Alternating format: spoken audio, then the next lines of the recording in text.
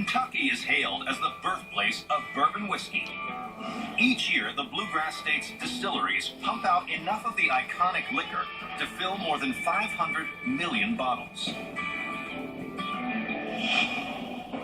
But in the small town of Covington is one institution that celebrates a different type of spirit.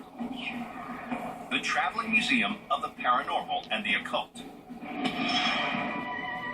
Its collection includes a statue known as the Idol of Nightmares, which supposedly has the power to induce vivid dreams. A striking sculpture called the Crow that can allegedly summon poltergeists. And Ruby, a haunted doll that's said to produce intense emotions in all who hold it.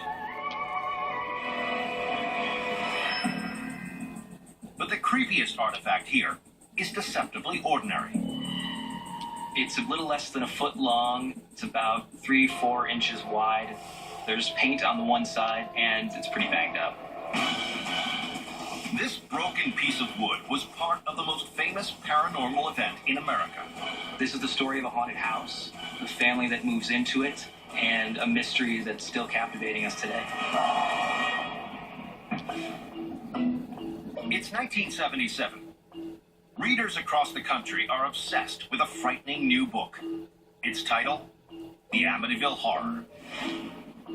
It tells the allegedly true tale of an American family's horrifying experience living in a real haunted house. According to the story, George and Kathy Lutz and their 3 children moved into 112 Ocean Avenue, a large Dutch colonial in Amityville, New York. They had purchased the home at a steep discount due to its dark history. The house had a nasty reputation. 6 different people were murdered in that house. Someone had gone from room to room one night and shot them all with a rifle. Soon after the Lutzes moved in, they experienced a series of inexplicable events. The first things they started to notice in the home were some strange odors, like a sour smell. One night, they found a bunch of mysterious cloven hoof prints in the snow. They thought that maybe these were being made by a demon. And things soon got worse. The Lutzes claimed that strange black goo oozed out of the walls, and that the home became infested by houseflies. Windows were shattered and doors blown off their hinges without any apparent cause. They were absolutely terrified. They didn't know what to do. Their dream home had become a living nightmare. The Lutzes reached a terrifying conclusion. Their house was haunted by the ghosts of those who had been murdered there just 1 year earlier. In desperation, the Lutzes asked a priest to come bless their home. But even the holy man's rituals could not rid the house of evil. Just 4 days after the priest's blessing, Kathy Lutz woke up with strange cuts and bruises all over her body. This was the last straw. They knew they had to do something else. After living in the house for just 28 days, the family fled in terror. They hired movers to come and get all their stuff, and they never went back. The Lutzes related their tale of terror to author Jay Anson, who turned it into the best-selling book, The Amityville Horror. The work is praised as one of the nation's most credible supernatural accounts. The public just can't get enough of this story. But amidst the publicity, not everyone is convinced that the family is telling the truth. There was more to the Amityville story than meets the eye. In 1977, a year after the book's release, a paranormal researcher named Dr. Stephen Kaplan decides to look into the so-called Amityville Horror. Kaplan valued the field of paranormal research so much that he took it upon himself to try and weed out what was real from what wasn't real.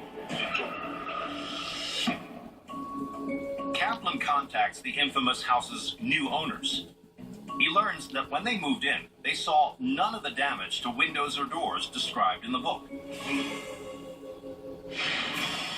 And when Kaplan visits the house himself, It looks like nothing unusual ever happened there. Glass looks original. Everything looks like it's perfectly fine. Nothing was even bent funny. After finding more than 100 inconsistencies in the Amityville story, Kaplan can reach only one conclusion. The so-called haunting was an elaborate hoax. Kaplan said that the Amityville horror was an outright lie. Kaplan soon discovers what he believes is the reason for the ruse. George Lutz's construction company was about to go bankrupt. Kaplan theorizes that Lutz concocted the haunting and sold the story to a publisher to collect a hefty payday. Kaplan dubbed the Amityville story the greatest haunted house hoax in America.